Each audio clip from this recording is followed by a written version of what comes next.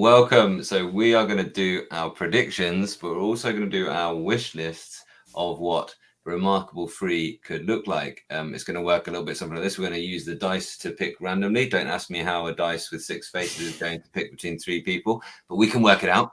And we are all going to tell you what we really hope for and what we are actually expecting to see on Remarkable Free. And really, we also are really interested to hear what you guys think about that as well.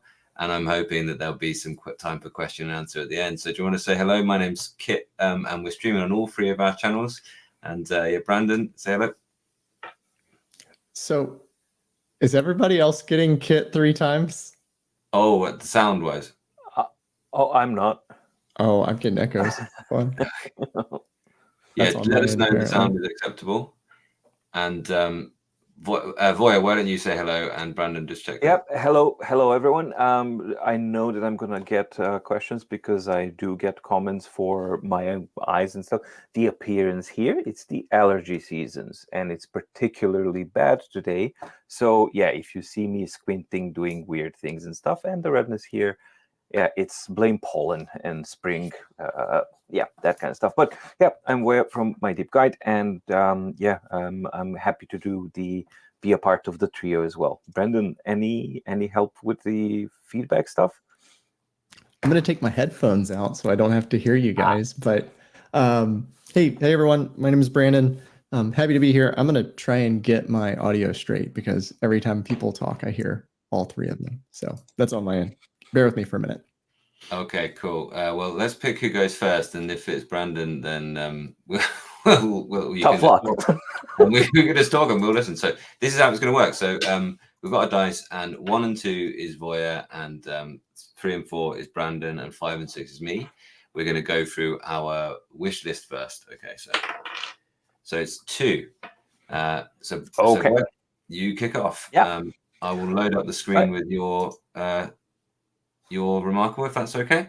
It's just yeah, we can have the Remarkable, and me, it doesn't really, you can show up actually the Remarkable. I think it'll work. So as far as the wish list goes, I hope that they stick to the minimalism thing that they've been using since the beginning. I think personally that Remarkable 2 is an absolutely gorgeous device, even 4 years in. Even if it came out today, just the way it looks like now, it's still contemporary. It's still fresh and present, and it just works. That's just the aesthetics wise. What I wish that they would actually change is basically, I wish that they would go actually to recycled plastics, and that we no longer have glass top screen. So a little bit backwards towards the what we had in Remarkable 1, mainly because the durability was and still is a big problem with Remarkable 2. It's a very fragile device because everything is packed so tightly, and it's aluminum and glass, and stuff goes wrong. So I wish that they would actually compromise on some of the thinness and everything for the sake of durability and practicality and the longevity of the device, because it's apparent that they are not releasing the devices that often. I wish that they don't add a front light. I wish that they remain like this. And I wish that they would actually use one other wish why I don't want them to use the glass is that they can actually get closer to the surface of the screen, sort of like the Quaderno has, which is something that's a really important point, and something that makes you feel more connected. And basically what I'm looking for is going away from a tablet and going more in a direction of a digital piece of paper, which is what it was originally intended to be. But it started to wear off course dramatically, especially after we gotten this thing, right? So that's basically, those are my primary wishes. I also wish that they do not go for color. I wish that they just remain focused, and that they kind of focus far more on it being a truly distraction-free type of a device, and something that's paper replacement. Remarkable 2 is gorgeous, but because of the metal, because of the glass, it doesn't feel like it. It's rigid, it's fragile, it's heavy-ish, and it doesn't feel like that. Remarkable 1 feels more like that. The Sony DPT devices feel more like digital paper pieces or devices. So those are my primary kind of design-wise concerns. Spec-wise, I would really hope that they would go with better specs all around. I'm not talking something crazy, but a standard like a quad-core CPU with maybe 3 gigs of RAM or 4 gigs of RAM and decent amount of storage, let's say 16 to 32 gigabytes, would be a okay kind of a adequate type of a bump up. 8 gigs is way too little on this one, and it's very, very limiting. SD cards and all that kind of stuff, I really don't care about that. And in all honesty, that's pretty much it. What I would hope that the Remarkable would be. Why so minimalistic? Because we have other stuff, right? Books is going to cover the Android tablet, e-ink Android tablet range of products, and they're going to do that every single year, all the time. Supernote is doing a very nice blend between, it being a more minimalistic Android, high functioning, but still tablet-like device. And what we are lacking is the other end of the spectrum. And in my mind, that's what Remarkable is supposed to be. And that's what I hope that we get to see in 3. But I seriously doubt it. That's my end.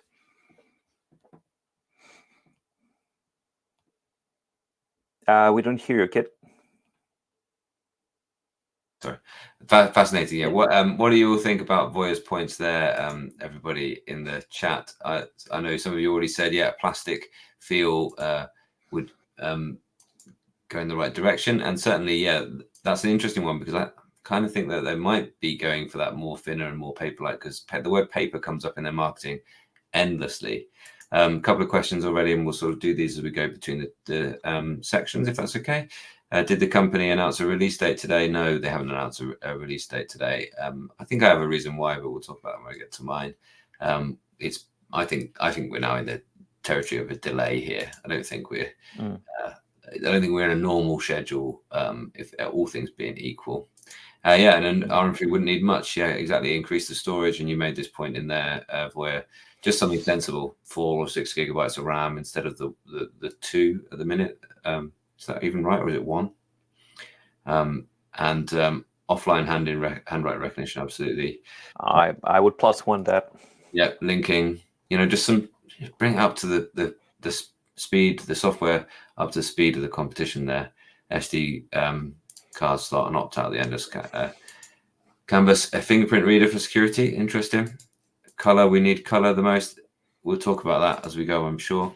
I still like the Remarkable is its simplicity, and I think Voya's made that point really clearly there, that having something, if they go away from the simplicity, they will probably damage their image. I'm going to roll again. So this is 1, 2, 3 is you, and 4, 5, 6 is me. It's 4, so I will go next then. Okay. So this is my wish list, or unless there's anything else to say on those comments just there, you two, before I fire in. No, all good for me. Let's fire in then. Right. Okay. So here is my wish list, and this is something that I have been thinking about for some time, because we it's in the first or last or only time we're going to have this kind of conversation, or have talked about these things before, or discussed on our channels before what might happen with the Remarkable 3. And I remember actually the very first video I made on them, I suggested these two things: a student version, please. Aiming at around sort of £150 rather than the sort of 400, 500, 600 pounds that they cost. And then also like a Pro A4 color version. And for me, the very first thing I thought is I love sketching on this thing because of the great tool set they have. You know, it really did. You know, it really did have closeness to paper. It really did feel like something that I could see myself carrying around as a digital sketchbook, and I did that. I've done that a fair few times, carried it around as a digital sketchbook, and really enjoyed it. So having something that was the right size for a digital sketchbook and having something that gave you the options of color for art was something that always made sense to me. I think what I would like to really see, if that was to be the case, would be for a Remarkable 3 that could have the advanced color e-paper, which is kind of what e-ink sort of sometimes refer to as being their actual e-ink capsules in color. And things like Spectra or Gallery are that. But right now, it doesn't really work for tablets yet. So, but if it could be the case that Remarkable have delayed this release of Remarkable 3 because they have got a, you know, an exclusive deal with e-ink, maybe that they are going to have a advanced color e-paper that's actually fast enough to use in a tablet, because they won't want to get rid of the kind of, you know, the kind of speed king, that the fastest, one of the fastest, among the fastest low latency in all of e-ink tablets. And right now, Gallery and other advanced color e-paper technologies can't do that. So we'll see with what I think they're going to do. But I would love it if they could actually get the first Gallery 4 maybe, and that be quick enough to be amazing for, you know, to literally be able to get this pot of colors that I have on my desk here, these lovely zebra like pencils that I use just to shade things in. You know, if I've got a bit of paper, then I can add that bit of color there and it look great. I can draw in natural paper-like colors, almost like a printer paper. You know, that would be really, really good. I would also think now, and this is what, right, if, let's say, I've always made an excellent case for them sticking with a simplicity, but their marketing is going for the business world. And they've talked about, you know, the kind of use case of, well, you can send like a Word file, you can send a PowerPoint file, but you can only send it and you can't edit it, you can't change it. So I think they need a full redesign of their software. If they're not willing to go down the Android tablet route and allow you to use Microsoft software, they need something which is a full integration, it's full two-way integration with Microsoft Office, in my opinion. If they want to sell it to business pros, really, if they want to get it into you know, professionals' hands and be useful for productivity, if they really want to make it worthwhile as having this amazing keyboard design they've done, if they really want to make it worth us while using this thing, then it needs to integrate with our MS Cloud or other cloud apps that are out there. But at the same time, I want it to be as thin and as light as paper. At the same time, I want it to have the type folio, and at the same time, I want it to have a front light. And you can't do all these things really. And at the same time, wouldn't it be cool if it was kind of dockable? Maybe, you know, if it was part of like an ecosystem that you kind of slip into a dock on your desk, and it's the ecosystem. You pull it out of that thing when you just want to write it like a bit of paper, and it docks in, and it's part of something bigger. You know, I'm not suggesting that the actual Remarkable 3 should do all that, the actual replacement to this device. But I think if Remarkable, you know, if they want to be known as the answer, the solution to business people's problems, I think they need that ecosystem. Think about it like, well, if you use an iPhone, then you probably want to also own an iPad, even if that's like your third device that you rarely use. And you also want to own a MacBook Pro. And there are people who pay a ridiculous amount of money for the Mac Studio monitors. Can you believe that? And they're apparently wonderful. But you know, if you want to live in an Apple ecosystem, you buy everything. You buy everything Apple. And I think my wish list, because Remarkable make nice things, you know, I could see them being in 10, 15 years time, maybe being an alternative to Apple or Windows, you know, being your entire Office ecosystem, maybe. So that's my sort of those of you keeping score at home, Kit was jabbing at me because I just bought a Mac Studio display. No, not at all. That's a pure coincidence there. So that's my sort of 2 cents. No, it's is it entirely possible? Of course, you'd have bright, amazing colors and a front light, and it'd be literally as as light as paper at the same time. It can't do everything, but in an ideal world, we'd have e-ink productivity and simplicity and balance and beautiful tech. Anything to sort of suggest on that, or yeah, cool. Brandon, you want to go? Well, do we have questions? I can finally hear you guys correctly, which is great. It's great to finally be here. Yay, welcome.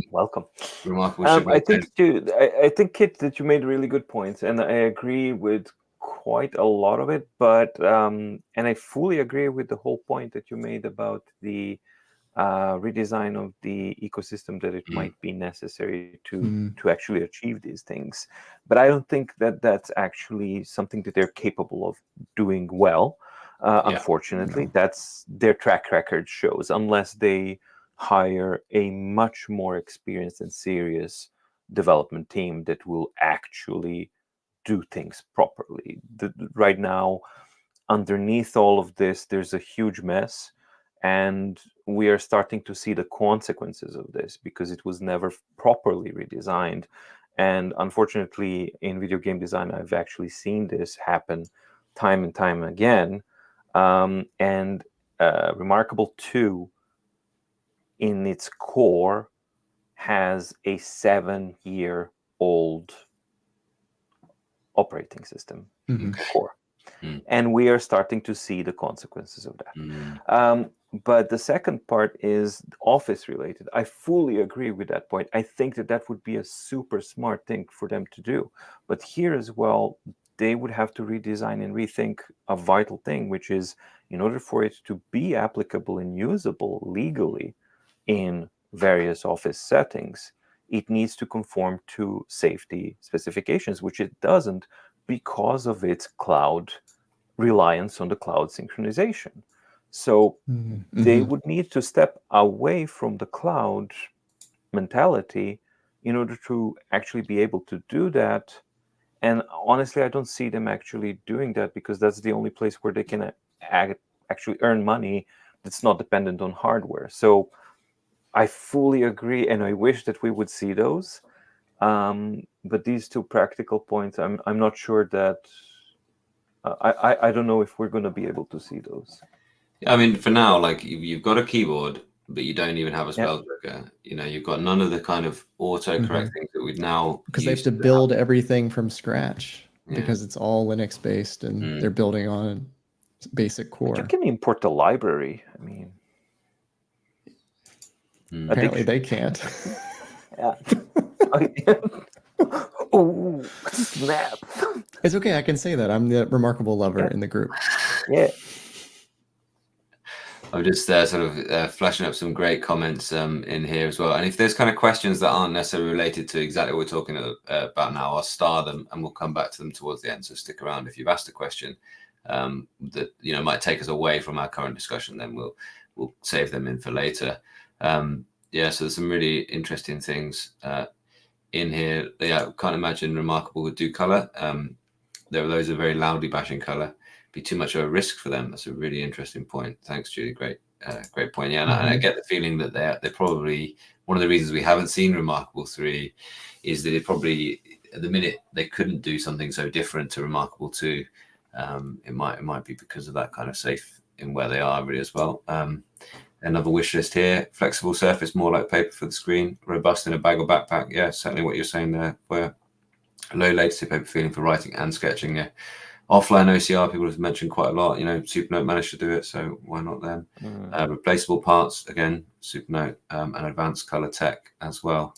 Not just don't overwrite my personal templates, please. It doesn't do that anymore. I haven't tried it. Okay, maybe that's one of those things they might have fixed. Christina says there as well.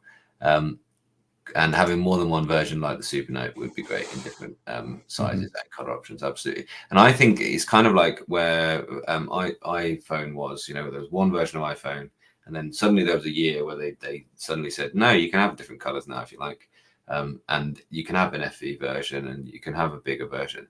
And then also they kind of like do this thing, don't they, in iPhone world, where they expand the range and then contract the range and then expand the range, and it just they're responding to market sort of pressures and things like that.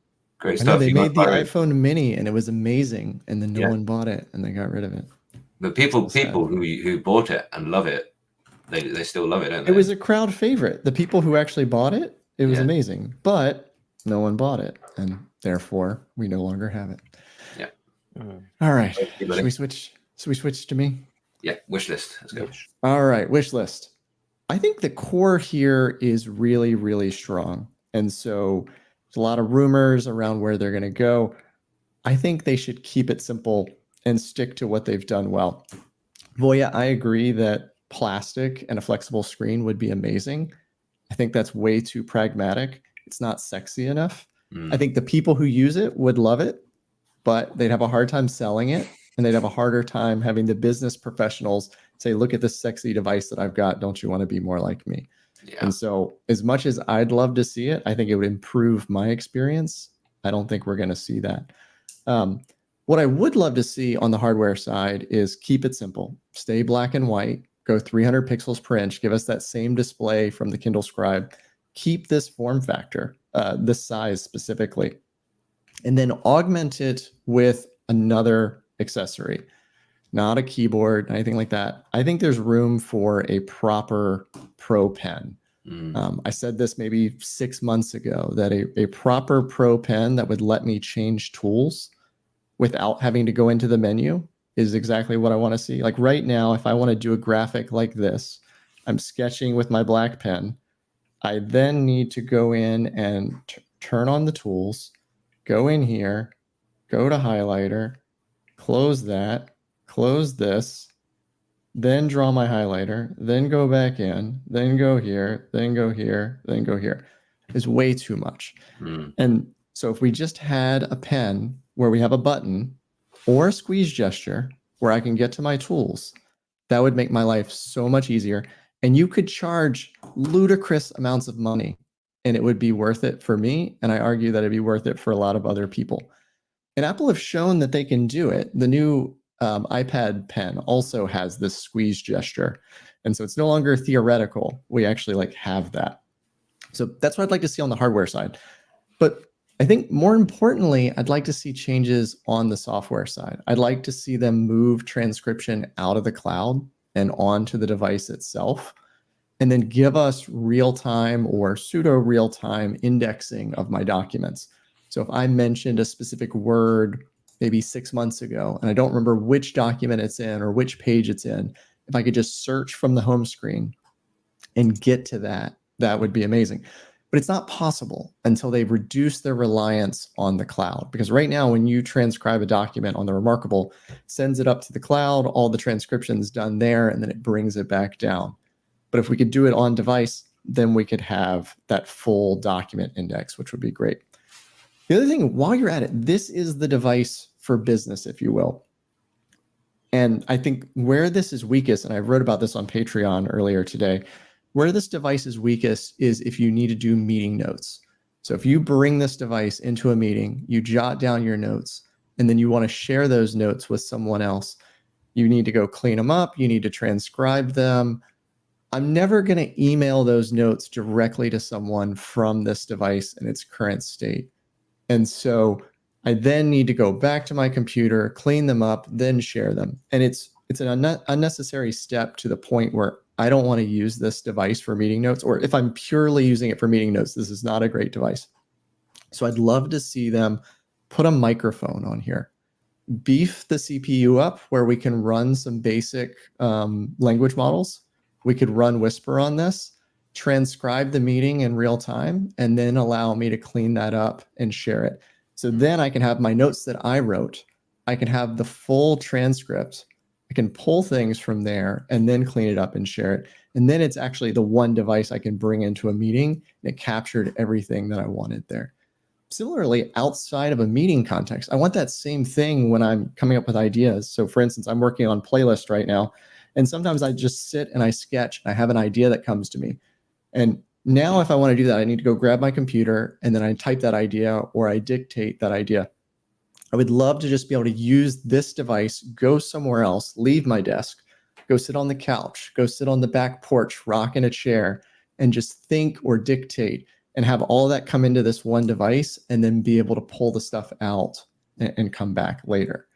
So those are two things I'd like to see. The last thing I'd love to see is maybe a larger screen. I mean, there have been rumors of this 12-inch device. I'd love to be able to have my book size device in a Remarkable. I loved this form factor. I'm a believer that the larger the canvas, the bigger the ideas. And so that's why I run my Remarkable in landscape. That's why I run this in landscape. But I want the Remarkable tool set on a device this size. So anyway, that's my wish list. I don't think we're going to get that, but that's my wish list. Yeah, I think Gianfranco says here, the tool set is, better on the Remarkable than in the Note Air 2 Plus. Harder to do that drawing on the Note Air 2 Plus there as well. Yeah. Oh, yeah. Yeah, I love the way the highlighter works on the Remarkable where, well, I do have a nitpick. So if I go into the highlighter, I actually don't use the gray highlighter because the gray highlighter stacks. Sorry, I can move this to where it doesn't glare so bad. The gray highlighter stacks. And so I actually use the yellow highlighter because it doesn't stack and I can draw over this and clean up my rough edges and it doesn't hurt anything. If I do that same thing with the gray, it's a feature, but it's not necessarily what I want a lot of the time. Yeah, okay. Yeah, that's nice for drawing, that is, but it's not, It just kind of depends on what you're looking at. Yeah, for some types of drawing, yeah. And this is what I've been saying. Somebody said it in here as well. A drawing app like the Supernote with different export options. Because the one thing about I don't know that any other of them actually let you export as SVG, but Remarkable does. Again, full drawing app with full drawing tools and all those options, rather than just be like, well, for some reason the yellow does something different than the gray. It's like, and I've found that out, and so I can do what I want. But actually say, that's actually a great point. Oh, can I add to my wish list? Yeah. So the one thing I hate about the Remarkable is the fact that I need to go 2 layers deep to get to a pen.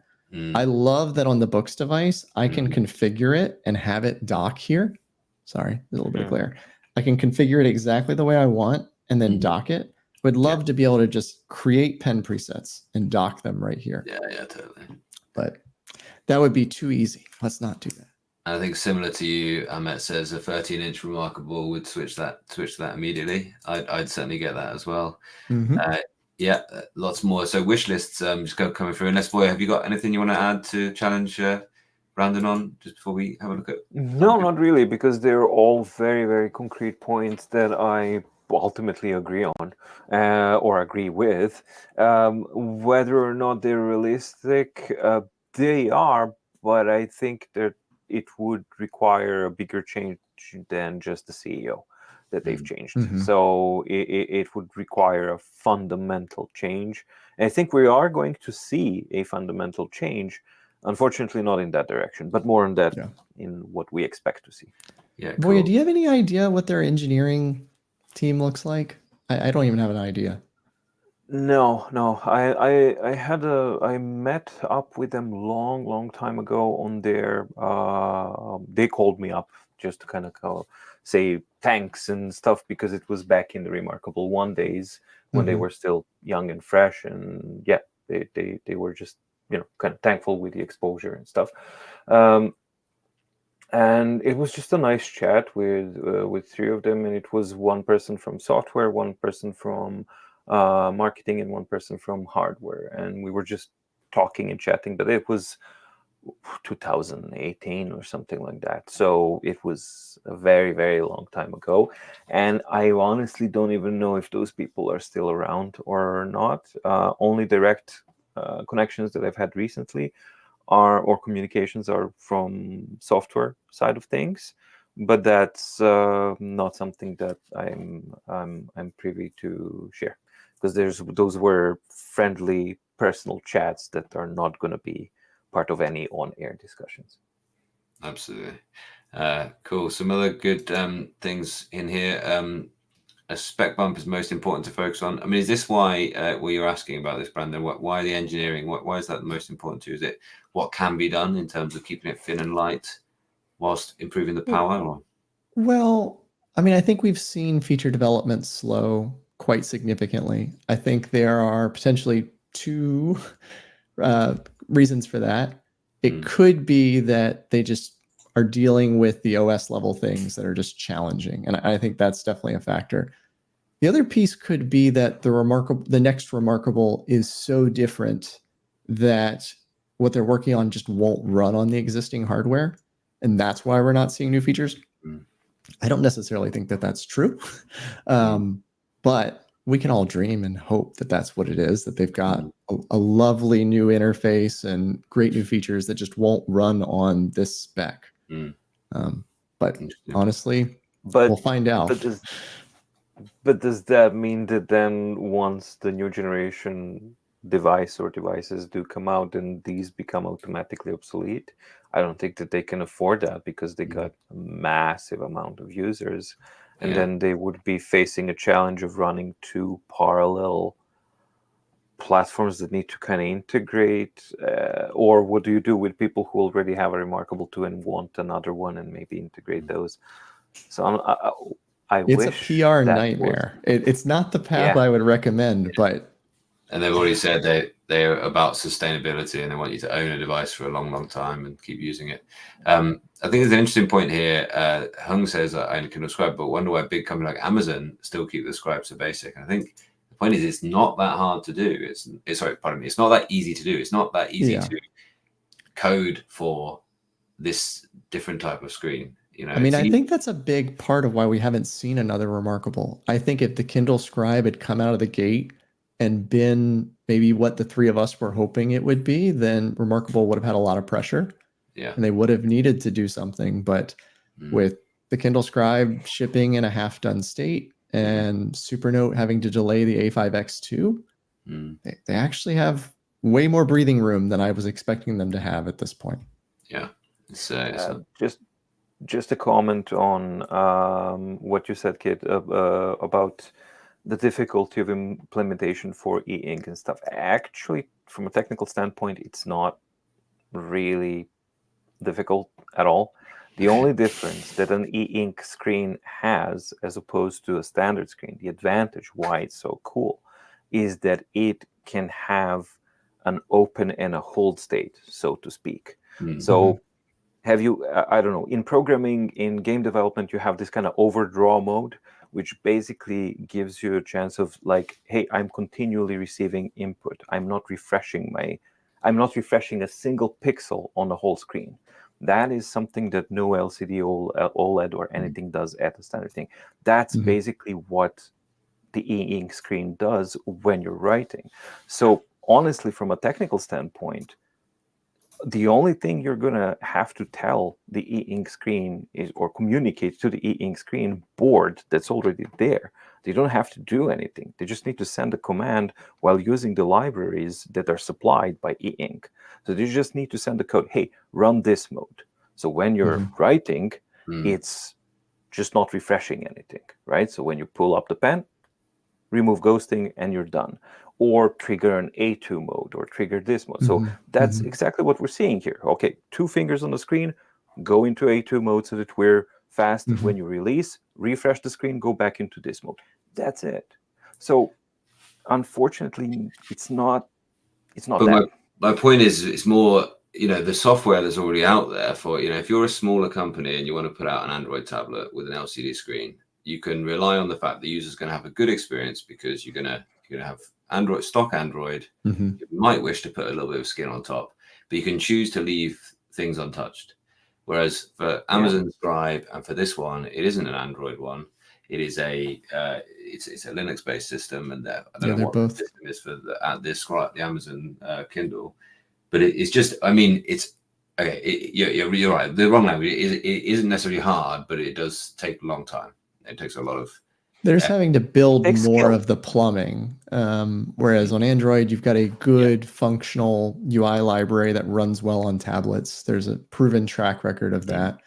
And then they just have to go the last mile, whereas Amazon and Remarkable are building it from the ground up. Theoretically, there's better performance upside, but you're running on a device that has very limited specs. And so there's probably a lot of performance optimization they're having to do. Yeah, I like this comment here.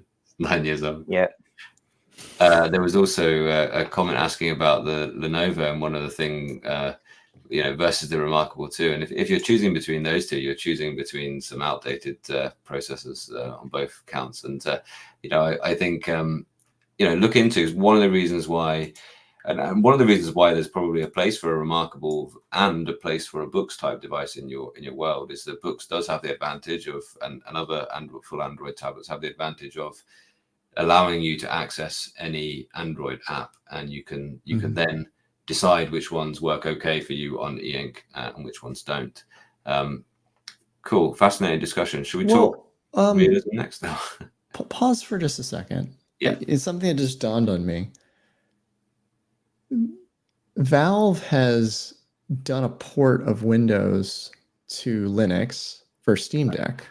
Right, yeah. Is there a potential for leveraging some of that for a device that has much better specs? Could a future Remarkable run on something more along that line that could open up more app opportunities?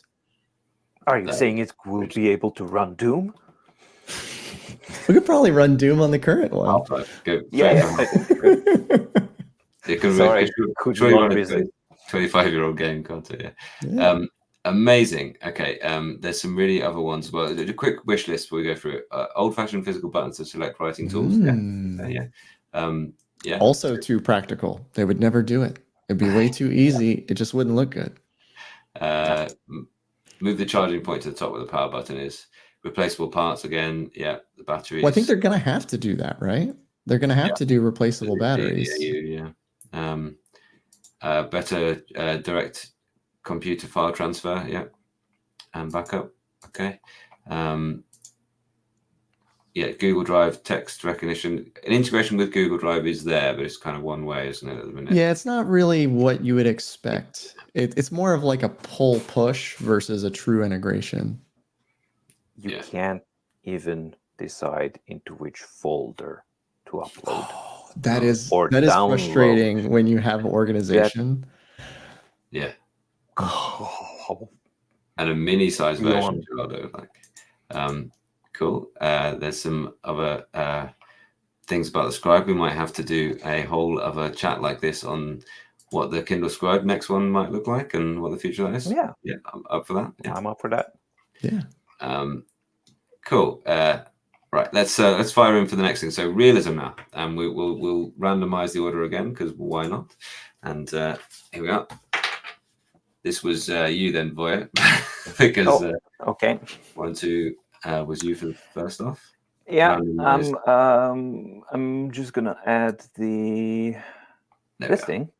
Love it. Which I prepared. So what I think, based on the information that we have, that we will get to see, or what I think that Remarkable was potentially planning to do. I don't know how much you guys followed, but the new CEO, when there was a switch, there was a comment, there were several comments, but one of the comments was that they want to basically go for profitability. And when that switch came, I also did some research on the new CEO and looked up articles on him and his performances in previous companies and things like that. He has a track record of going into companies and focusing on profitability, nothing else. That is basically the thing. And one of the comments that was floating was that it's likely, or there's a possibility, that Remarkable might switch to a more Apple-like model, as in we get to see new models on 12 to 18 months kind of periods, and that we might get to have multiple tiers.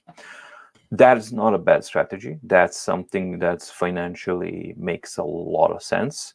It doesn't have a lot to do with the sustainability that they were talking before.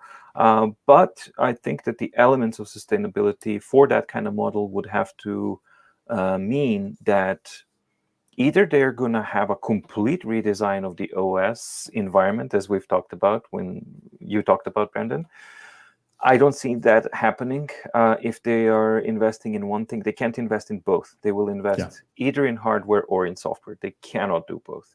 So I think that they're going to go hardware route, and that we're going to see eventually, either at the same time or eventually, that we're going to see a 7.8 version or Remarkable 3 Mini or Lite, which I think personally would be a perfect thing to have. That would be, it would sell like hotcakes if it was priced properly.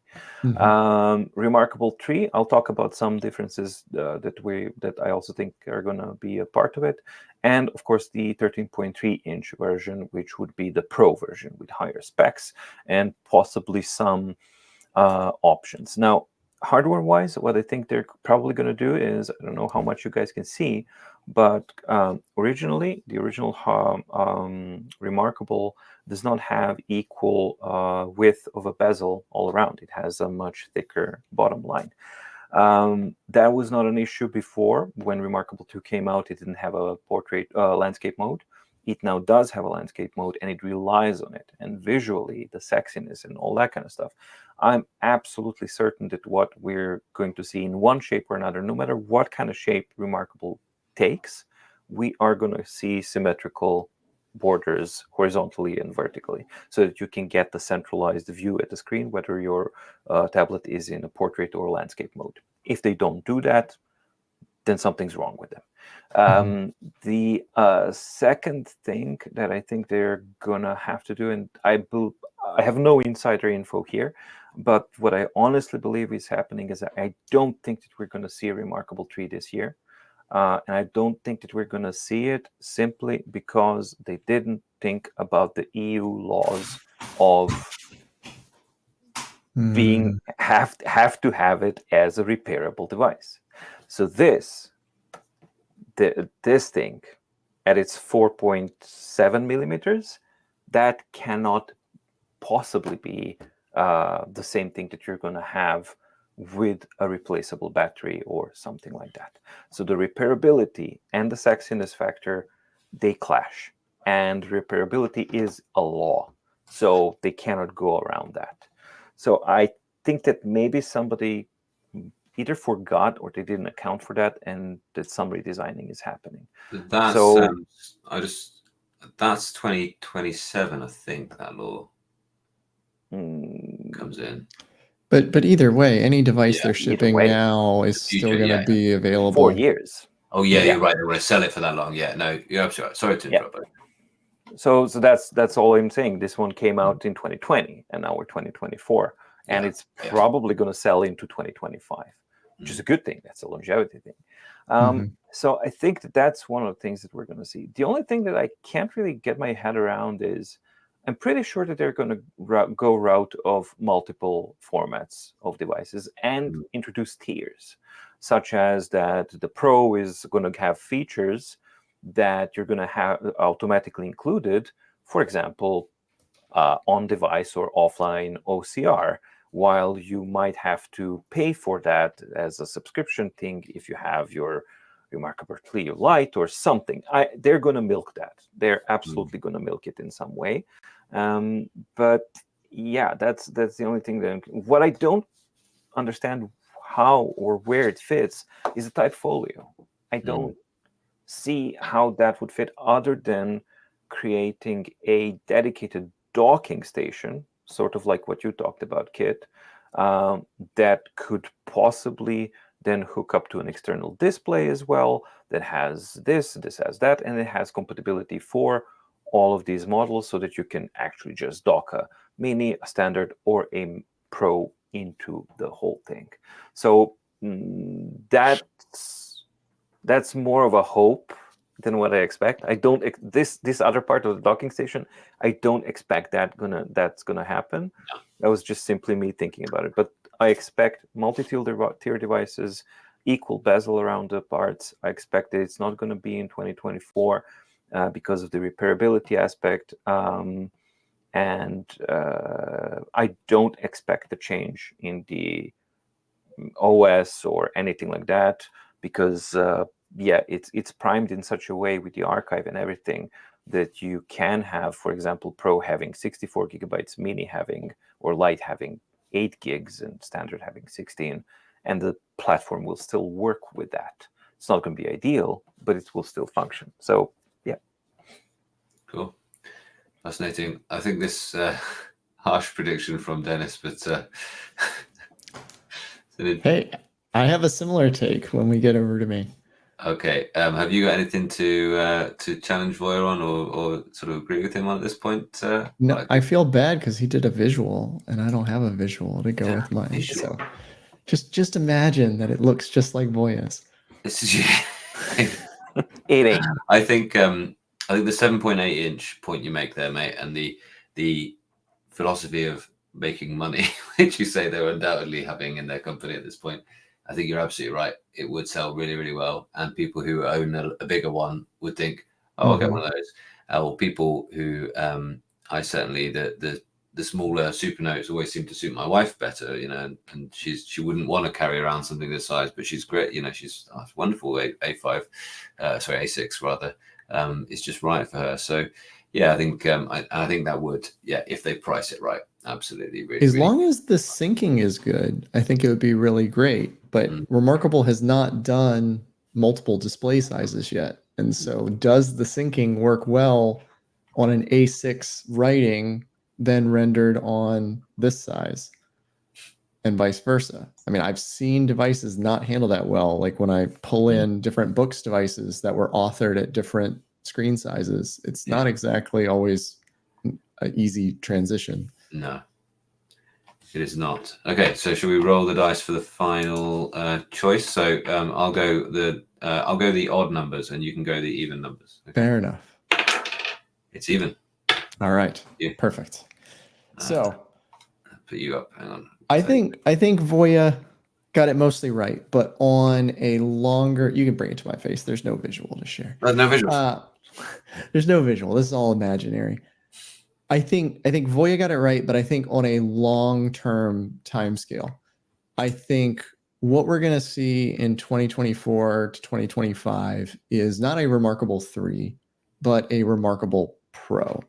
I do think the 12-inch color rumors are accurate. It's not what I want, unless the advanced color ink is better than Kaleido in a major way. I don't want. Oh, hi, Voya. I don't want color here just because I find that the multiple colors and the filtering array, at least in Kaleido, is very, very distracting. Maybe a Gallery 4 can solve that, but until we see that, I'm not sure about that. But I think we'll see a 12-inch color Remarkable Pro. I think we'll see that first because everyone will upgrade. Or not everyone, but a large number of people will upgrade from their existing Remarkable 2 to a more powerful, more color, premium Remarkable Pro. And then on a longer timeline, I think we'll see them come back and do a proper Remarkable 3.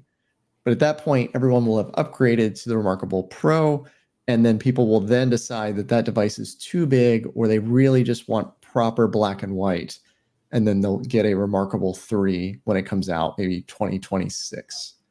And so a Pro version that's color, targeted at a different user. So I think the color user, I think they're going to actually try and go the art route. I think they're going to, and again, I don't think this is the right strategy. I do not agree with this strategy one bit, but I think they're going to go with the larger size. They're going to play up the artistic side of it. They're going to play up the fact that you have color and do a premium product, and then come back and do what we think of as a Remarkable 3, a 300 pixel per inch in this form factor, but not as soon as we'd like to see it. So I hope I'm wrong, but that's what I expect to happen. I think you're almost undoubtedly right in terms of that being the order. Well, I don't think it's not undoubtedly, that's for sure, because I hadn't cottoned on to the idea of a 7.8, but I think you're right. And I think given the marketing money that's gone into selling the Remarkable 2 just recently, that can't just be get rid of old stock, can it? And that does point to the Remarkable 2s they're selling. If they I just saw an iJustine video on this and I bought it, and then half a year later the Remarkable 3's out, that would be difficult. Well, they have a problem there either way, which is the 100-day return policy. The second they announce a new Remarkable, how many returns are they going to get that day? Mm. Like that's 3 months worth of purchases that are likely all going to come back. Mm. Yeah, fascinating. Yeah, really interesting. Okay, shall I fire into mine? Or there's a few more, a few more like wishes really. Want Remarkable to remain a paper tablet. I think your Voya's sort of path for them, they can still do that. For writing and drawing only, I think that's a really interesting point you made about going in all in on the art things. Not too fond of typing, so if you have a larger one, it doesn't necessarily need a type folio. Although a bigger keyboard would give you more room, and that would be quite a nice thing to do. And actually, the 12-inch size might be right for a type folio. Well, I mean, people have said that the new iPad keyboards are the proper like MacBook size on the 13-inch iPads, and they said it's lovely. So I could see a larger Remarkable with a proper type folio being really nice. Yeah, and Remarkable is such a weird setup. Most successful tech investors yet. And aside from that, they're an absolute mess. Yeah. Okay. Yeah. Would you agree with that? I might push back on that. I don't know that they're a mess. I mean, I think they would have liked to have had this refresh sooner. And I think they would have liked to be able to take back their Connect gaff. But overall, for their core audience, I think people who have this device and like this device, who use this device, generally like it. And so obviously they could do better, but I don't know that they've messed this up in a major way. Yeah. Well, for me, the mess up is regarding the reputation for the not hardcore Remarkable fan.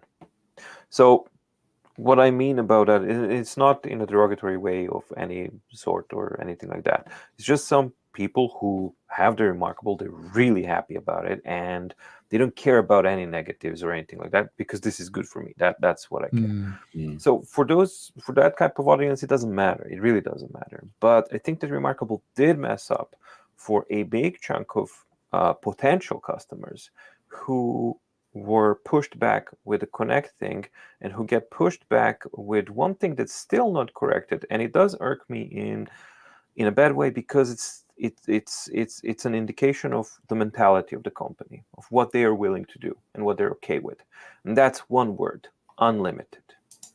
In the context of unlimited storage, this has been part of their lingo for far too long for it to be a mistake, an oversight, or anything like that. This is by design. And that means that they are using intentional misleading of potential and existing customers by design. And that, to me, is a problem. Because if you say unlimited storage to anyone in the entire world, what are they going to think about? The unlimited storage capacity. But that's not what you get. You get unlimited storage time before it's deleted from the cloud. And to me, that's just one of the examples of the mess up that I think that they are continually doing. What if they change that? That would be a good thing to see, but I haven't seen any ownership of that. They're just or not owning up to that being a mistake, other than that's actually just a conscious design decision. Yeah, they're just hardcore marketing at this point, to the point where they don't even have to own it, which is unfortunate.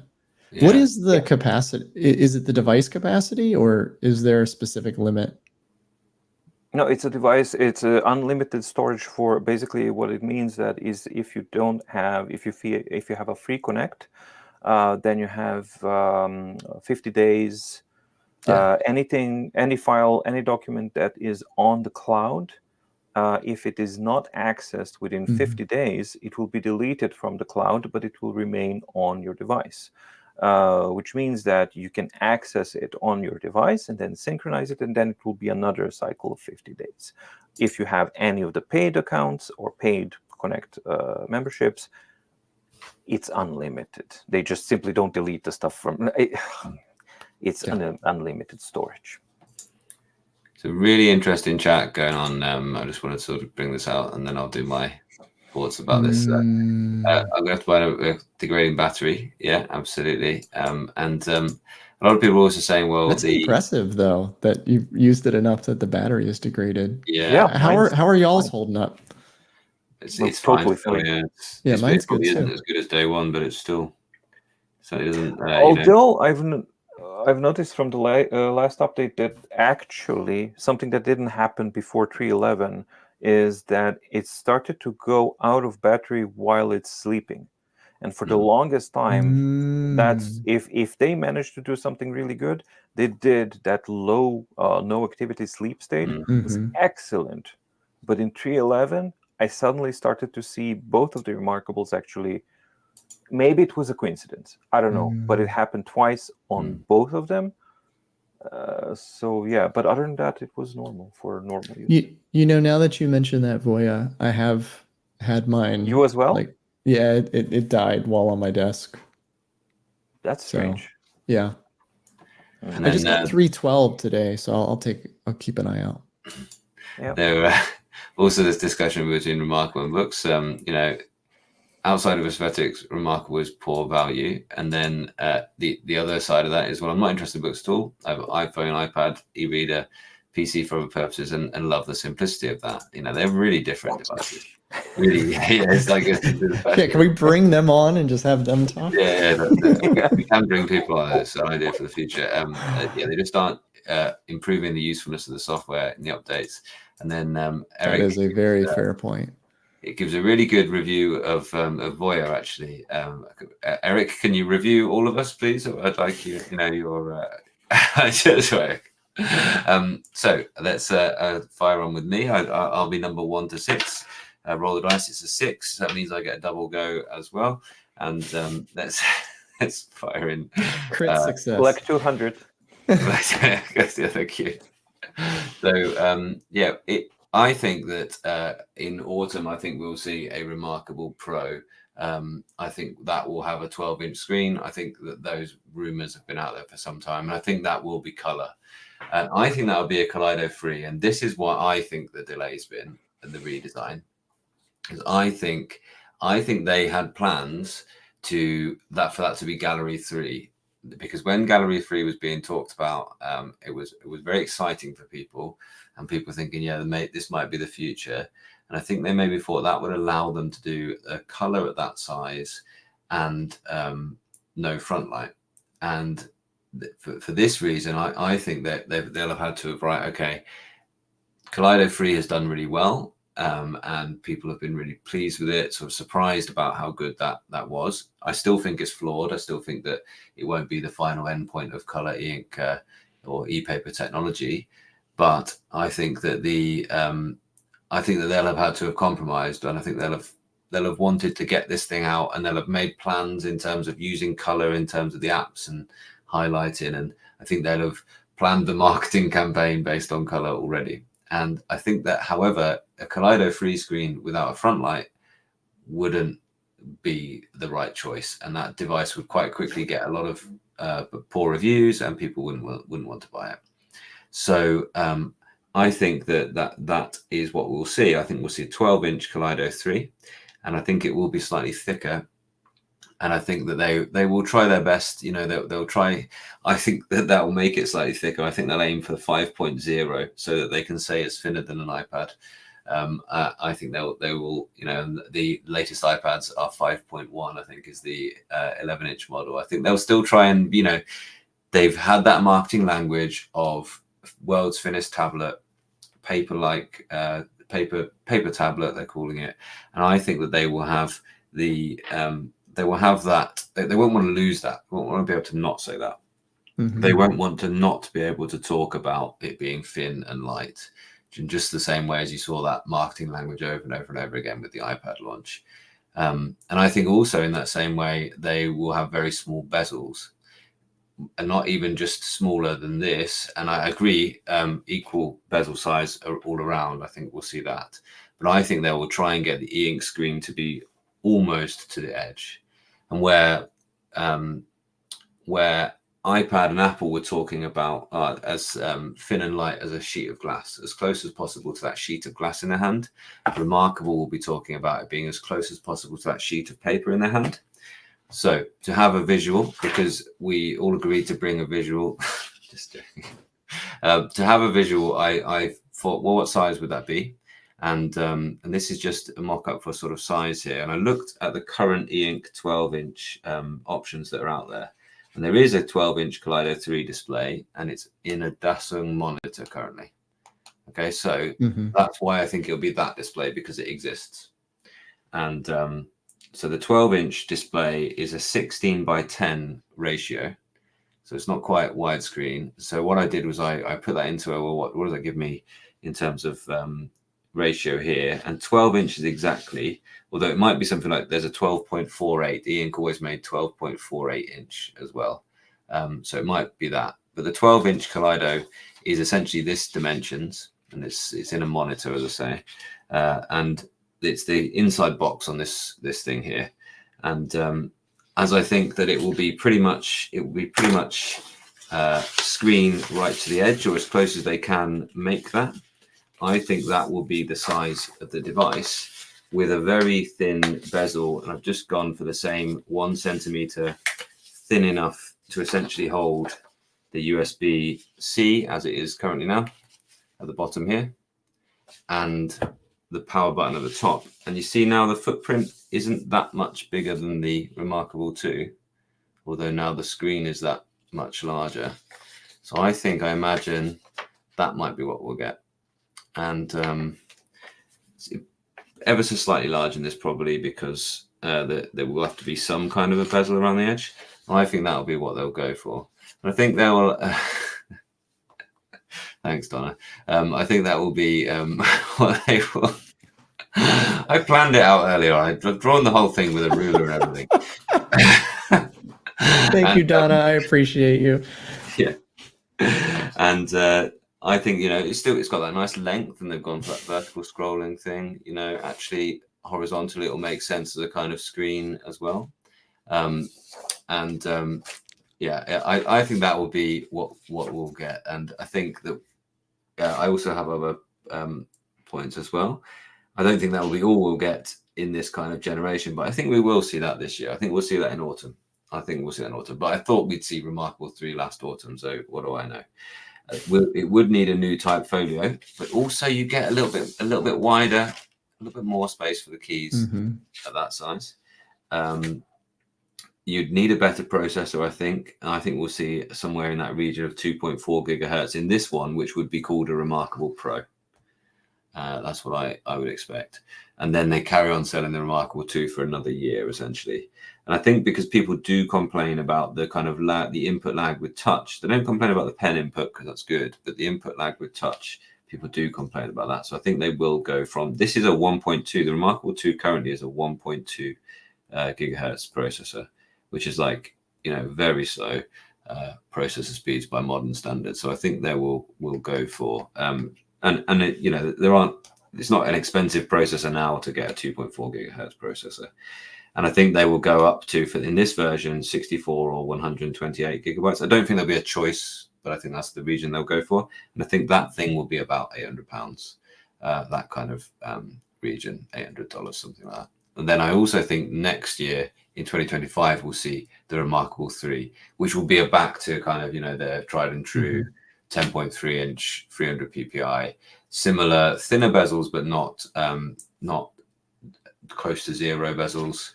Something they can do without breaking boundaries in engineering, but still do well. I think they will try and make it even thinner than the Remarkable 2. I did wonder whether the Remarkable 3 would fit into the existing type folio. I think that could be a choice, maybe with a slightly larger 10-inch screenish. And I think that will have a cheaper system on chip with about 1.8 gigahertz and 2 gigabytes of RAM, and maybe up to 32 gigabytes of storage. And then, that's what I think they'll do. I just wanted to say, I think that with this, we talked briefly about the Apple keyboard.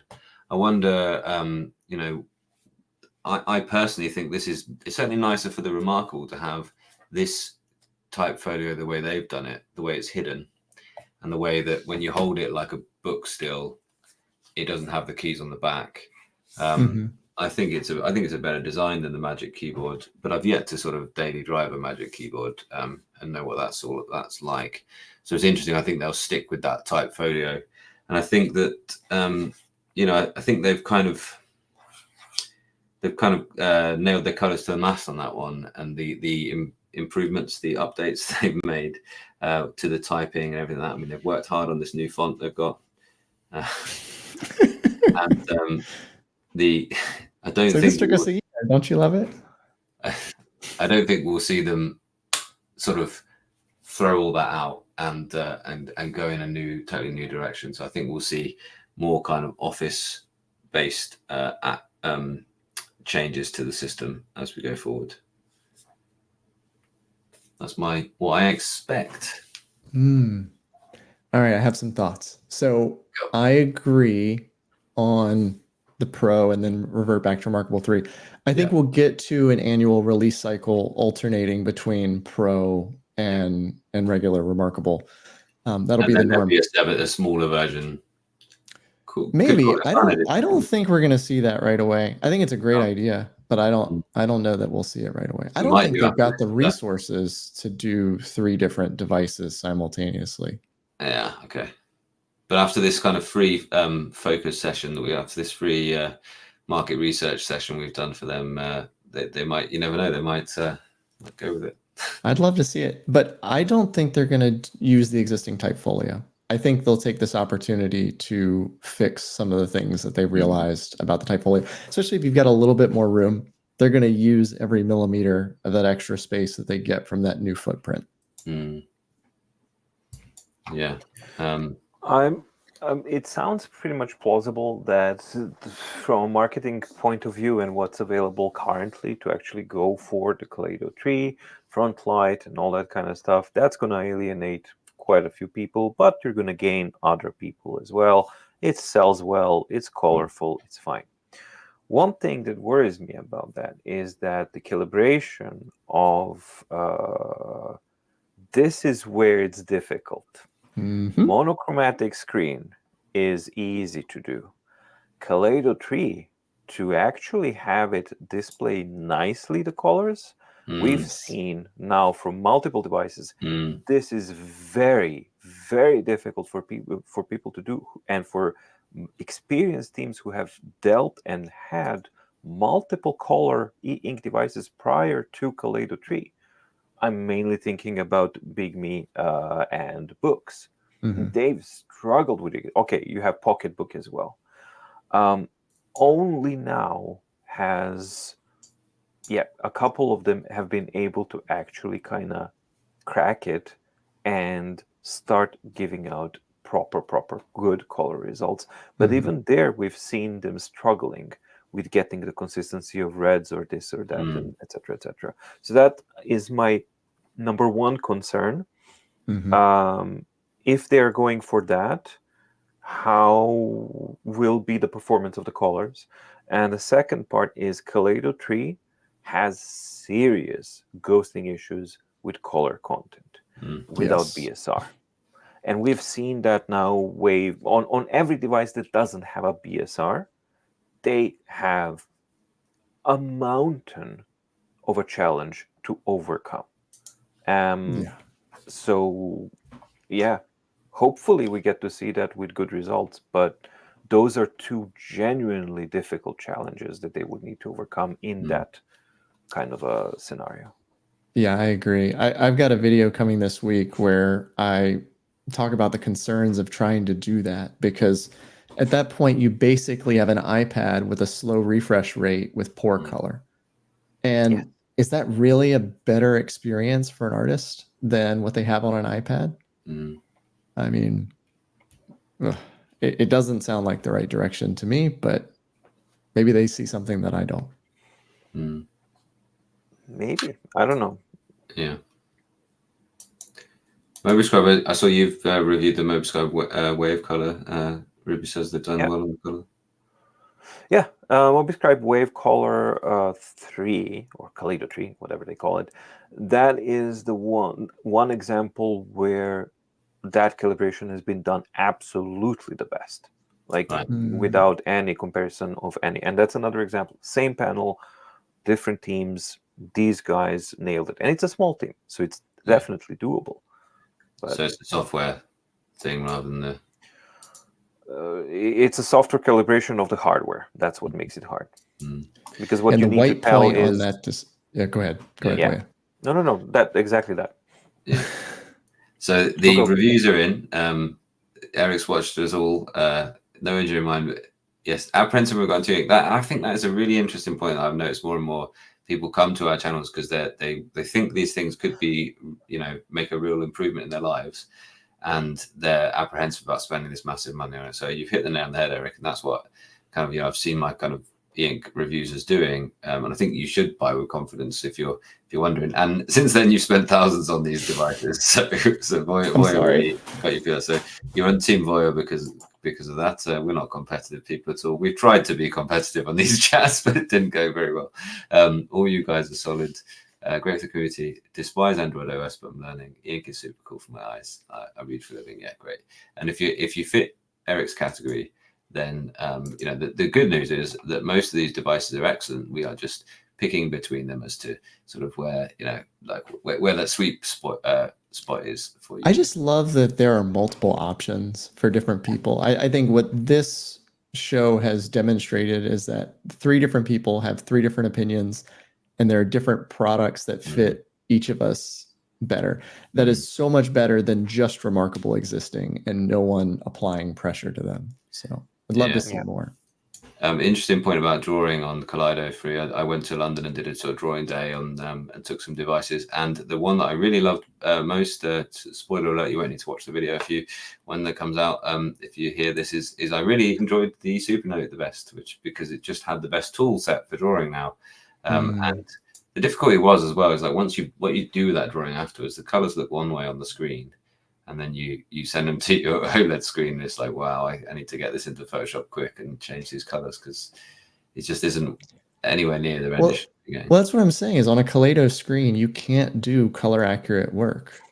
Like if you care about your color, it's not going to be good.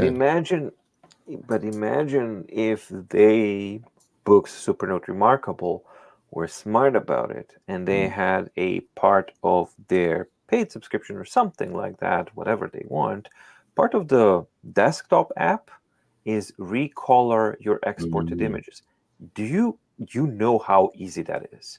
Yeah. Every vector that you've done contains vector points and also the color information. So all you need to do is, it's mind-bogglingly easy to do, that you can just some kind of replace the palette of your stuff. So you can doodle somewhat representative of what you would like it to be on your device, put it out on your desktop app, recolorize, and hey, we could introduce AI paid functions there to kind of help you pop out the images, smooth out these things, blah, blah, blah, blah, blah, feel out this, blah, blah, blah, and, AI cells. So those things there's so many opportunities that are not gimmicks, that are highly marketable and are not gimmicks, but we just we keep seeing MVP. And that's a great point. I'm going to add that to my wish list. Is I want a fill tool on the Remarkable. Why can't I do a background fill where I tap on a contiguous shape and it fills it with a color? We have that on books. I know. Oh no, sorry. That's felt sad.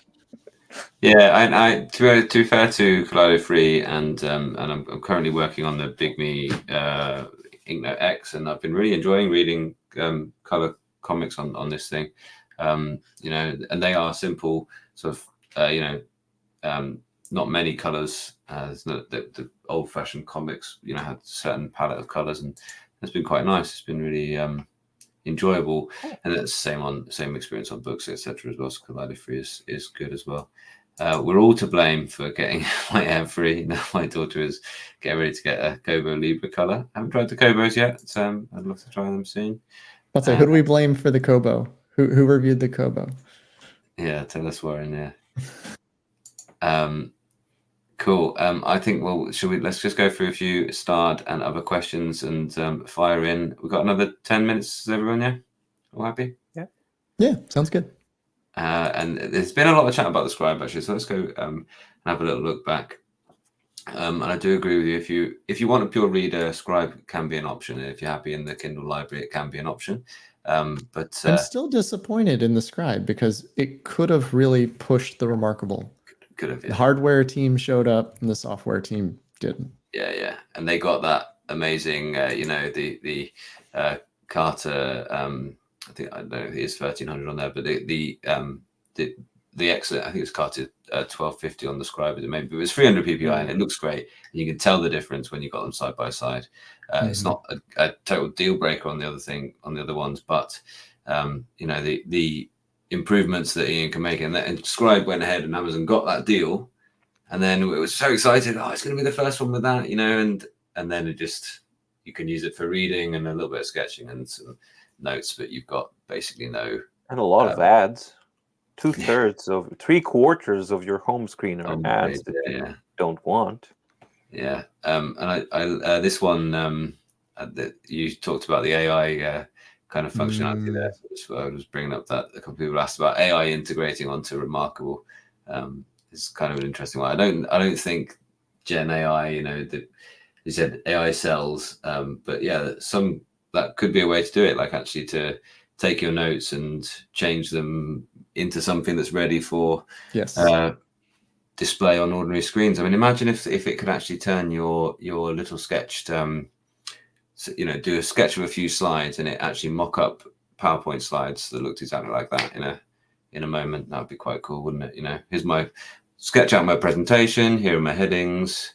And it just make the kind of bare bones PowerPoint. There are things like that, but they need to be bespoke like that, don't they? They need to be. It's going to be a while there. I think the transcription use case we'll probably see first, which is take my writing from this page, clean it up, and make it shareable to other people. Exactly. Yeah. And they don't even have to do that on device. That they could do that with the cloud and make that an upgraded tier on Connect. Exactly. I mean, use the AI as the assistant for manual labor tasks that are mindless. Like, leave the creativity to humans and do the boring stuff. Do it precisely and well there, which it can do well. Yeah, I'll get there. Do we think the Remarkable One will get pulled from software support soon? Yeah, absolutely. It's got to be as soon as they change. Yeah, as soon as they change stuff, it will have to, unfortunately. Yeah. This one, speed of SuperNote compared to Scribe. Played Scribe, thought the device was super zippier. SuperNote. Well, I guess maybe we're using the last generation of SuperNote because it's got better. I would say the sort of speed around the thing. I'd also say the Scribe is a lighter operating system with fewer options, and it is certainly the sketching, the notebook thing of it is lighter. I haven't had them side by side, but they both feel good to me. Yeah, especially the X2, the A6 X2, because the A5 X2 is going to be the same. Yeah. It's a huge difference when you go from X to X2, and it feels really, really snippy and zippy, despite it being a far more capable device. Because let's not forget that Kindle Scribe is running nothing, like literally nothing. So they have to run all the ads for you. Yes, it takes a lot of power. But it takes a lot of power and a lot of Wi-Fi to actually continually sell the data. Yeah, and Donna's absolutely. We're kind of which one's going to come first is the kind of point there. There is a point about being earlier to market, isn't there, for these companies? But as Voya points out, we're seeing them so early to market that they don't have these software features that people kind of want, really. It was a real shame when A5X2 got delayed because they had a nice window where they could have sold out ahead of the next Remarkable. Interesting point here Kurt's made, and we talked briefly about the kind of Connect thing and the user-based revolt of Sonos when they came out with their 2.0 apps. Yeah, I'm one of those, so I'm on the Sonos One app, and absolutely, it's but now guess what? There's so many cheap Sonos speakers available. I think I might just have all the really excellent first generation Sonoses in every single room in the house, and just carry on using the excellent gear that I already have, really. But yeah, interesting one. And don't replace it. This is the thing here. If it's working for you, don't just replace it for the shiny new thing. You crack on That is a great point. There was a lot of talks today about CPU. It's like, when's the last time you upgraded your paper tablet? It's still running the same CPU that it's run for the last 100 years, 200 years. Your paper. Yes. Excellent. Yeah. Talking about color, whether we want to. There was also an interesting point about having, one that was mainly designed for reading, and that's the thing. They could take the idea, let's branch out Remarkable into lots of different kind of categories and actually have a reading one after that. Interesting point here, but there isn't much, and that's the thing. If you just want to read words, then stick with the black and white screen. You have to need color to make the black and white, and or you need to, or if you need to use different apps and things like that, or if note taking works better for you in color, but you have to know that you need color essentially. Because if you're happy in black and white, the black and white e-ink screens are excellent. Well, that's the head scratcher I have about these new Kindle rumors. This idea of a color Kindle. It's like, is there, aside from comic books, is there a huge audience to buy enough color Kindles to make it worth it? Yes, comic books is a huge audience. But enough to warrant the quantities that Amazon has to move of that? Well, if anyone can afford to experiment, look at it this way, if books could afford to experiment with it so early on, I'm pretty sure that Amazon, with its already existing user base, some of whom are not aware that other devices even exist, that Kindle is just, that's it, ink is Kindle, they would be absolutely chuffed to bits to actually see a color version of paperwhite. And if Kobo did it, you can be absolutely certain that Amazon is gonna have to do it. Because Kobo did it already, so now they have to.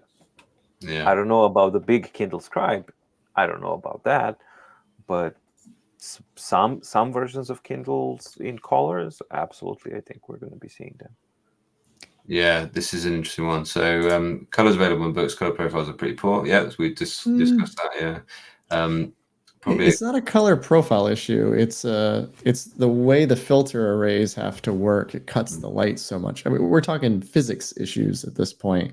When you drop the white point of the device that much, your color space is so limited.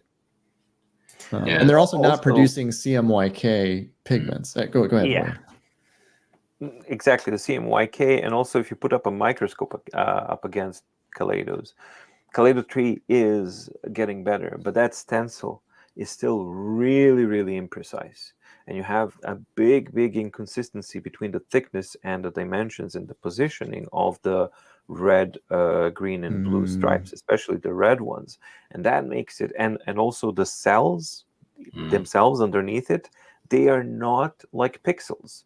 They are all over the place. And one cell is not one pixel. You get roughly, depends what kind of cell you're going to get. They're different sizes, different distribution, different everything. So getting any kind of color consistency, it's not going to just vary from device to device, from manufacturer to manufacturer, but even the same model, same firmware, it's going to vary slightly from a device to device because of those imperfections. So Kaleido 3 is a dead end, but it's a profitable one, but it's a dead end nevertheless.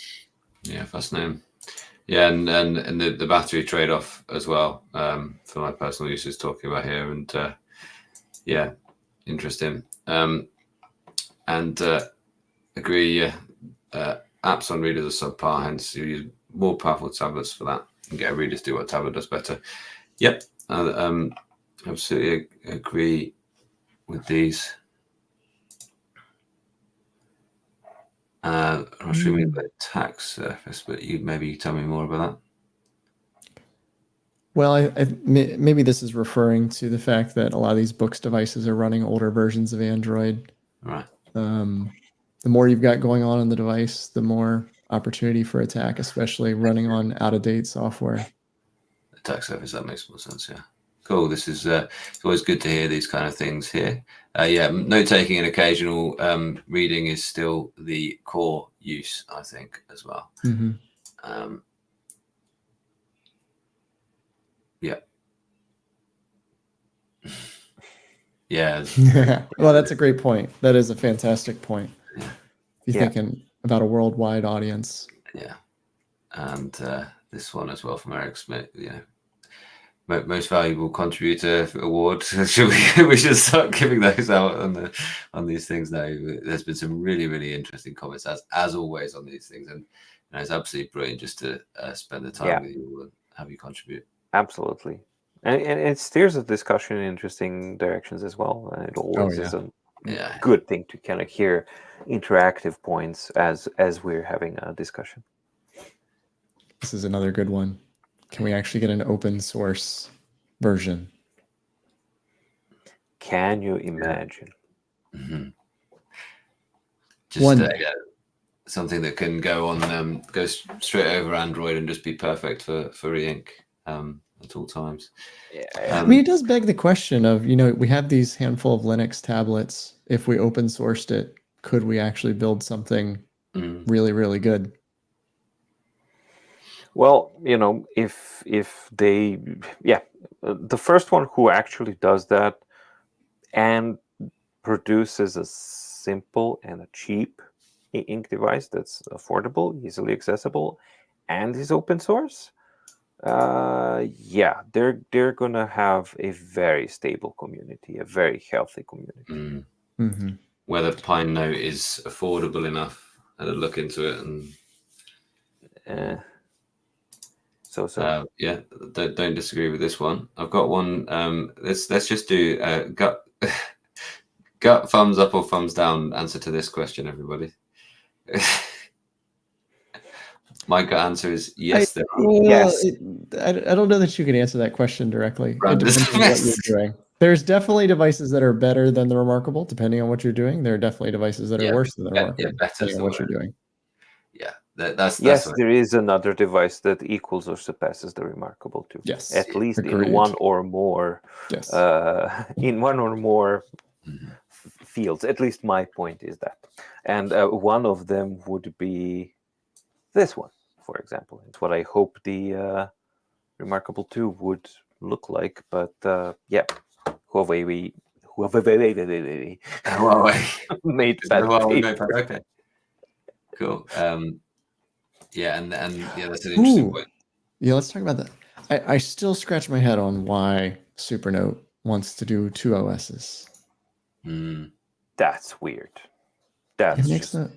Again, unless they're thinking on a higher level than I can. Why don't they be the ones to release that Linux, make it open source, let people, that's what it is. Let people make their distros for it.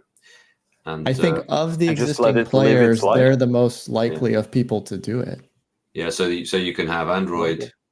Yeah, the X2, you can have Android, or you can just add any distro you like, and we'll help people in any way we can. We'll have them all on repositories in places, and that we will help you. If you need code, you can get code from us. If you need to know why it isn't working, we can have those conversations, and treat it like the community that is around Linux, and let people go to town. I mean, that's would love to see it. But let's see the A5X2 first come. Yeah. Cool. Let's do it. Let's say good evening to you all, or good afternoon if you're in the States, I suppose. Have a good rest of your Sunday, Brandon. But good Thank night. you so much for joining. Yeah, thanks everybody. Thanks, everyone. See ya.